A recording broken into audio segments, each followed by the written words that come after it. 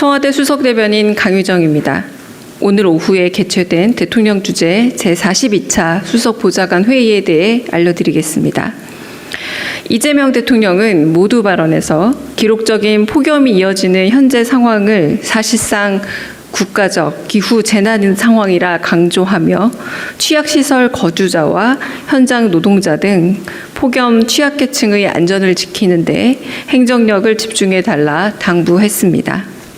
또한 이 대통령은 주거를 비롯해 용수와 전력망, 전통시장, 냉방시설 등 폭염 대응 인프라 개선에 힘을 모으고 개선 계획의 내년도 예산안 반영을 검토하라 지시했습니다. 이재명 대통령은 국민주권정부의 두 번째 업무 보고가 마무리된 만큼 이제부터는 국민이 체감할 수 있는 성과를 만들어내는 것이 중요하다 강조했습니다. 이어 국민의 삶에 피해를 주는 정책은 안 하느니만 못하다며 모든 정책을 국민의 눈높이로 살피고 문제가 있으면 성역 없이 보완하는 유연하고 능동적인 행정을 당부했습니다. 특히 이 대통령은 민주주의의 요체는 국민 주권의 일상적인 실천이며 올바른 국민의 판단을 위해서는 정부가 객관적이고 정확한 정보를 제공해야 한다 강조했습니다. 이어 국민 여론을 왜곡하고 조작하는 가짜 정보와 조작 정보를 유포하는 행위에 대해 엄정하게 대응하고 잘못된 보도와 악의적인 정보도 놓치지 말고 바로잡을 것을 각 부처에 지시했습니다. 마지막으로 이 대통령은 속도를 높여야 할 국정 과제 중 하나로 청년 정책을 꼽으며 생애 주기 중심으로 정책을 정비해야 한다 강조했습니다. 이 대통령은 부처별로 분산된 정책의 연계성과 접근성을 높이는 한편 청년들이 필요한 정책을 쉽게 확인하고 선제적으로 안내받을 수 있도록 인공지능 온라인 시스템 구축 등을 검토하라라며 청년의 시각으로 제도를 지속적으로 보완할 것을 지시했습니다. 이어진 비공개 회의에서 이재명 대통령은 홍보소통수석으로부터 청소년 SNS 이용 환경 개선안을 보고받고 연령 기준과 제한 범위, 방법 등에 대해 꼼꼼히 질문했습니다. 이어 이 대통령은 선거권과 혼인신고 가능 연령 등 현행 다른 사회적인 기준과의 형평성도 고려해야 한다며 국민 여론을 비롯해 다양한 의견을 가진 사회적 구성원들 간의 충분한 논의가 더 필요해 보인다 짚었습니다. 이어 이 대통령은 경제성장수석실이 준비한 보편적 지원정책 논의 동향에 대해 부의 양극화 문제를 해결할 수 있는 행정적 방안은 반드시 검토해야 하지만 예민하고 까다로운 이름을 인식하고 있어야 한다 말했습니다. 또한 이 대통령은 인공지능 교육 역량이 매우 중요하다 강조하며 AI 활용 방안에 대한 교육과 정부의 행정 서비스 개발 및 분석도 필요하다 재차 강조했습니다. 마지막으로 이재명 대통령은 청년 대상 지원제도 재설계 방안을 보고받고 보편성을 추구하되 효율성과 효과는 반드시 살펴봐야 한다 당부했습니다. 이상입니다. 질문 받겠습니다. 네. 경향신문 김윤나영 기자입니다. 대통령이 경찰 수사권 독점 문제를 보완하기 위한 법령과 제도 정비가 필요하다고 말씀하셨는데요. 정확하게 검찰 보안 수사권을 되돌리는 형사소송법 재개정을 염두에 두시는 건지 아니면 시행령 개정만 염두에 두시는 건지 궁금하고요. 두 번째로 그 메가특구법에서 주 52시간제 적용 예외를 두고 지금 산업부 장관하고 노동부 장관의 입장이 갈리고 있는데 청와대 입장도 궁금합니다. 오늘 대수보 관련 질문이 아니라 다른 데서 말씀하신 부분에 대한 질문이신 거죠? 네. 형소법 관련해서는 어제 말씀하신 것처럼 여러 가지 국민적인 그 불편과 혹은 그 굉장히 오랜 기간 걸쳐서 익숙해져 있던 우리의 관습적인 부분이 달라지는 만큼 새로운 개정안에 대해서 이해와 오해가 없도록 하고 한편 불편함에 대해서 잘 예방할 수 있는 방안들을 잘 마련해라라고 하는 어제 업무 보고에서의 말씀을 참조하시면 될 것 같습니다. 그리고 두 번째 관련돼서는 구체적인 사안이나 이런 부분에 대해서 논의된 바가 지금 없기 때문에 지금은 드리기 좀 어려운 말씀이고 좀 더 알아본 이후에 답을 드리도록 하겠습니다. 네. 네, MBC 정상빈입니다. 대통령께서 모두 발언에서 좋은 의도의 정책도 국민 삶에 피해 주면 안 하느니만 못하다, 적극 고쳐야 된다 이런 말씀을 주셨는데요. 이런저런 현안들이 많다 보니까 어제 업무 보고 때 언급하신 형사소송법에 관련된 거라든지 혹은 최근 부동산 세제라든지 이런 거에 대한 걸로 이해하면 될지 궁금하고 또 관련해서 비공개 회의 때 구체적으로 지시하신 게 더 있는지도 같이 여쭤봅니다.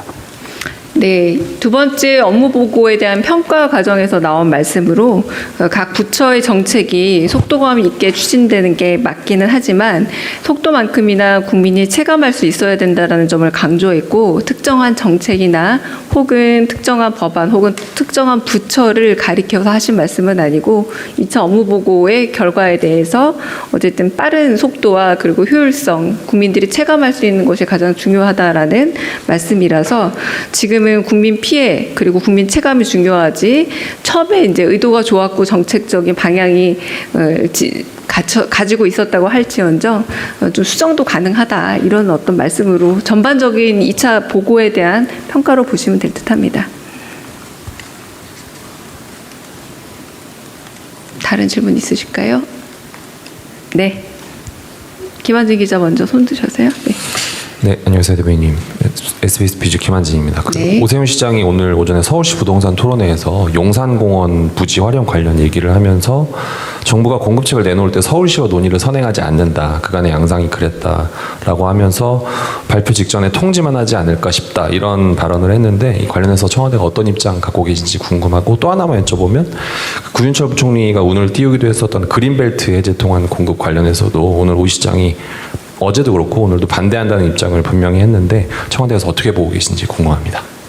네, 오세훈 시장의 발언에 대해서는 저희가 직접 확인한 바가 없고 내부 논의한 바가 없기 때문에 지금은 드릴 말씀이 없습니다. 내일 저희가 미리 공지를 드린 만큼 2차 점검 후속 회의가 있습니다. 그러니까 내일 이제 정부는 주택 공급 확대 그리고 또 속도를 1차적인 회의에서 대통령께서 주문한 바 다각적인 방안을 검토하고 있고요. 그래서 구체적인 공급 대책 내용 혹은 발표 시기 등에 대해서 지금 현재 말씀드리기는 어렵지만 일단 내일 2차 회의가 있고 난 이후에 후속적인 어떤 그 답들은 드릴 수 있지 않을까 싶습니다. 네. 지금 아직은 구체적인 숫자, 구체적인 장소 이런 것들은 아무것도 논의된 바가 없다라고 말씀드리겠습니다. 네.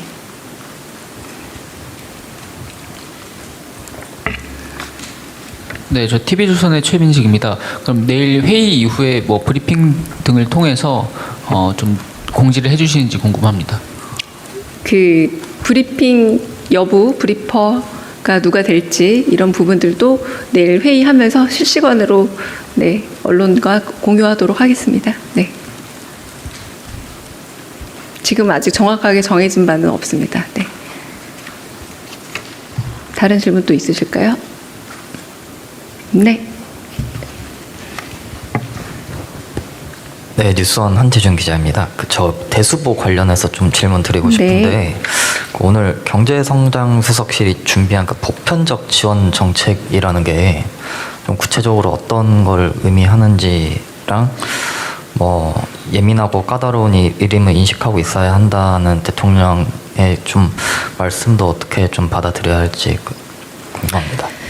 말 그대로 보편적인 지원 정책에 대해서 이제 부의 양극화 문제를 해결하는 방안으로 행정적인 방안을 많이 고민할 수 있지만 이 문제에 대해서 다만 행정적인 그 편의성 내지는 행정적인 관습대로만 접근할 것이 아니라 국민들이 굉장히 이 문제에 대해서 예민하고 그리고 까다롭게 접근할 수 있는 이름을 이제 행정 주체도 알고 있어야 한다 이렇게 말씀을 하시고 이 부분에 있어서 네, 특별하게 구체적인 얘기가 오간 건 아니었습니다. 대부분 대수보는 좀 기획 발제 수준이기 때문에 좀 구체적이보다는 추상적인 이야기들, 제한적인 효과를 가진 회의 내용이라고 보시면 될 듯합니다.